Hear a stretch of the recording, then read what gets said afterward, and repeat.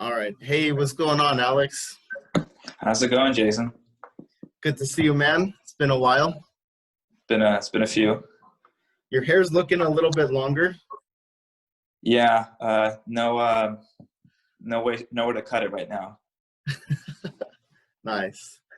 I'm lucky. My wife gave me a little cut with the beard trimmer thing. It looks good. Thank you. Yeah, you look like a surfer dude, man. I know. I need to get to the waves, but beaches are closed. Have you tried surfing yet? Not yet. Soon, at some Okay, point. cool, cool. All right. So we're recording this. We're gonna post it on YouTube, so you can say hello to the world. Hey, And internet.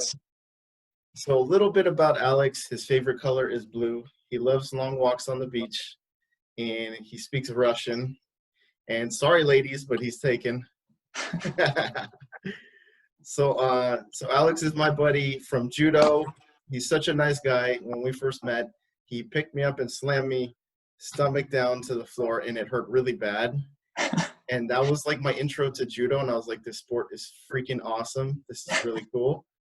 And so we've had a lot of friends, a lot of mutual friends. We've traveled to different places and trained at different places. And now we're grown up and doing boring stuff like a normal job. And Alex, you are a software engineer, is that right? That's correct. Yeah. Cool, man. So you're the envy of like a lot of little younger and millennial and generation, whatever it is, Generation Y kids that are watching. What a lot of the kids want to do. Um, Maybe. Yeah. You look tired. You're like, I've been working my butt off. It's hard work, huh? It's hard work, but it is a pretty good career path so far. I don't know where it's going to be in 10 years, but right now it's pretty solid. Cool. And if you could, just to like anybody who's interested watching, or maybe a young kid who wants to study computer science, like what are some main languages that you use that you would suggest for somebody to learn? Well, I do specifically iOS development, so that's Apple. But if you want to be as broad as possible, I think JavaScript is the language that everybody uses at some point. It powers web. You can do server side. You can even do like technically mobile apps with it. So having a good fundamental understanding of JavaScript is always a plus. And the old school languages, like I shouldn't say old school, but like Java is really popular. Yeah, just practice, do your own little side project, and that's how you learn. Cool. And there is a difference between Java and JavaScript, is that right? Yes, not the best naming. They're completely different. Completely different. Yeah, Wow. they're I both started to programming. do, I did the little like home tutorial thing, and I had a lot of fun with Python. And then, Yeah, Python's another good language. I started to get some basic thing like kids going to school, like on different levels. Like you put in this number and then out pops a grade. Like I just did some fun thing like that. And then, and then I started to do a little bit of JavaScript. I did like the first lesson or two, and I was like, this is freaking awesome. But I just kind of got distracted, didn't really come back to Yeah. it. Cool. Okay, so Alex is married, and you and your wife, you guys have been talking about sometime in the future, no specific plans, maybe buy a home. Is that right? Yeah. Hmm. Cool. So if you had to like look in the crystal ball and give some sort of an idea, what were you thinking like 2 years from now, maybe 5 years from now, something like that? Oh boy, I would say probably 2 years from now, 2 to 3 years from now could be a good time to really actively search for a house. Cool. 2 years from now.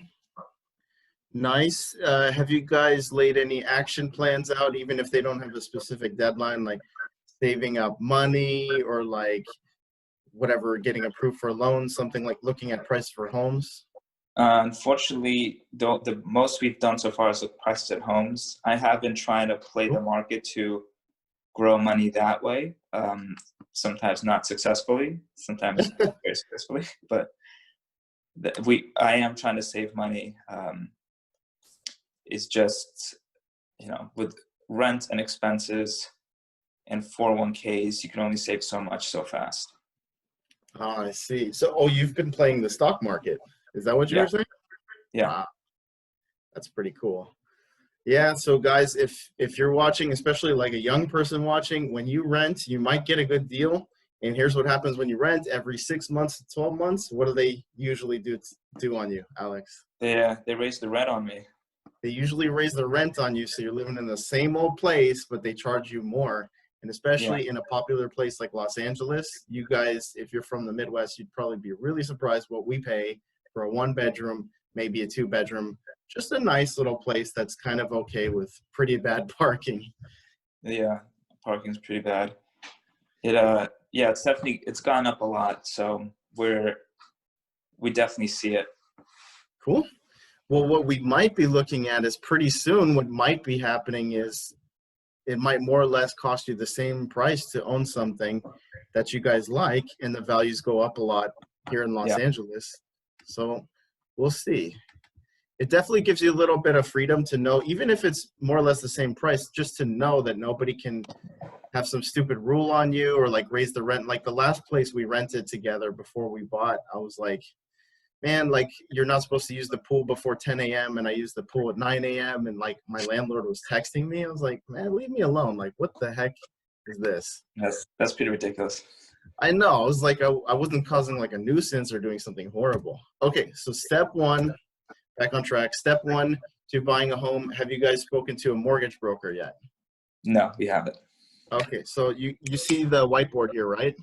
Yeah. Cool. So step one is to talk to a mortgage broker. And you've heard of these guys, right? You know what they do, more or less? It sounds familiar, but I definitely need an explanation. These guys are just with the bank. They're the ones that get you the loan. Because most people, if they buy a 500, 700, 800 million dollar home, whatever it is, most people don't like reach into their wallet and have $800,000. Right. So you put the down payment, whatever percentage it is, you put like whatever percent money down, and then the bank gives you the rest. These are the people that you talk to get approved for that loan, $500,000, whatever it is. Gotcha. Guess how much money it costs to go to the mortgage broker and find out the price of a home you can afford? No clue. $0. To go to a guy and for them to name your price, for them to name the price of a home you can afford, doesn't cost any money. They get their money when you pay closing costs.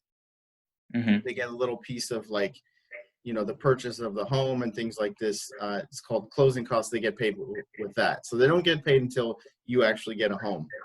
So there's Gotcha. zero risk, even if you guys decide to never buy a house, zero risk to go to a guy. So Gotcha. you go to the guy, and I have a good guy. I could send you his number after this. And then they'll ask for your like financial information, how much money you and your wife earn together, your credit score, things like that. And then they give you a number. When they give you a number, you get number 2 is a letter of, pre-approval. So this is basically what you need to buy a home. When you like go to a home and it's, I don't know, $400,000, and you have a letter that says, hey, Mr. Buyer, naming you, can at least buy a home that's $400,000, $500,000, whatever. You have to send that with the offer that somebody like me, real estate agents will say, Mr. Alex wants to buy this home at 321 Fake Street. Gotcha.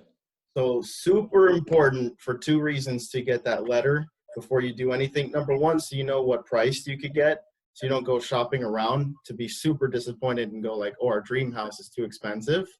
And then all that looking was for nothing. And the other thing is, when you're ready to pull the trigger, you need that letter anyways. Gotcha. So step 3, you could probably anticipate, is to just go out and just go shopping for homes. You could go shopping, like you said, on Zillow or these websites that you have. Sometimes their information is not up to date. Something says for sale, but it's off the market. Sometimes they don't have the latest things. It's a good place to start. But if you're with an agent like me, I'm on the MLS and it's posted by other agents. So Zillow gets that information. They rip it off those websites. Sometimes they're a little off. Sometimes they're inaccurate. But on the MLS, we'll actually go on there and see something that is indeed for sale. And not only that, but we have the number of the other agent, and we could call them and be like, what's up? Is the roof like caving in? Is there termite Gotcha. damage? Whatever sort of a thing. Okay, so that's almost the majority of it. Like, you guys are pretty good. If you have a realtor, you get your letter of rec and you go to a mortgage broker, go shopping, and then you make an offer. Make an offer. And then whatever it is, like offer accepted. Let's say offer got accepted. Let's say there's 5 other people, and might get hard. They might come back and say, okay, you offered $400,000. They might say, just name your highest and best price, or they might say, okay, it's yours for $450,000 because 5 other people want it, and it's a little competitive in here. Gotcha. But let's just say you offer accepted. Offer's not accepted, then you just go shopping again. But if your offer is accepted, then you enter into escrow. Have you ever heard of escrow? I definitely heard of it. It's just a neutral third party that communicates between the buyer and the seller side. Real quick, I just want to share with you nerdwallet.com. And so it's a mortgage calculator. Like, let's say that, and this is your down payment that you were talking about. So let's say you and your wife buy a home for $500,000. And then let's say, I don't know, just name an arbitrary number, like 40, 50, 80, whatever. Let's say $100,000 down. That is a good down payment. What is that? That's 20% of 500,000. And then your monthly payments roughly is this much, $2,367 per month. Awesome. And that's for a $500,000 house. For a $500,000 house. And then look at the interest rate is, you have, oh, that's the other thing. You have a strong credit score. So most people wouldn't really have this kind of a price. This is a good price for what you're borrowing, because you'd probably get something close to this, 3.5%, maybe a little more. But you guys would get a good rate because of your strong credit score. And then check this out. There's one more thing I want to show you. So yeah, that's more or less what your monthly payment will be like. Also HOA right here. Like, let's say you bought a condo and you bought it for that price, but there's an HOA that's $250 per month. So you could add that in there. That's what it would look like. Oh, that's cool.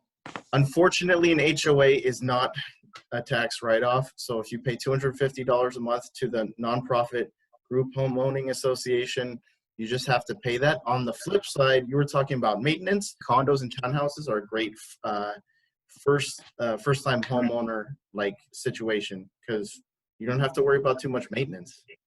Anything that's common, you don't even have to think about it, but you do pay the HOA. Gotcha. And then real quick, if we put anything less than 20% down, you'll also see it down here, private mortgage insurance. You scroll over, it says a policy that protects the lender from losing money if you default on the loan. And it's just extra insurance if you put less than 20% down. They just, they want you to pay a little extra just in case if you default or you can't pay for 1 month or a certain amount of time. It kind of sucks. It's not too much. It's usually like $100 to $150-ish. And the other thing that kind of sucks about it is that it's not a tax write-off, just like the HOA. So that 20% down, if you guys can do it, a lot of people here in LA cannot, but if you could do it, that's strong. It definitely helps you avoid the PMI. Gotcha. I appreciate it. Thank you for joining me. I know you only got like 2 minutes. Anything that you want to say? Any questions real quick before we go? First, I want to say I hope everybody stays safe. And we can hopefully get through this as soon as possible. I don't really have any questions right now. I think you answered the most of it, and I really appreciate you taking time and helping me out. It's good to see you again, man. And do you think, did this lay everything out, at least in a basic format that you could kind of absolutely. take with you? Absolutely did. Cool. That was my goal, little bite-sized chunks. Actually, my goal after this is to talk to my 13-year-old niece and do the same thing and see if it works. I think that's a great idea. Yeah. All right. Well, thanks again, man.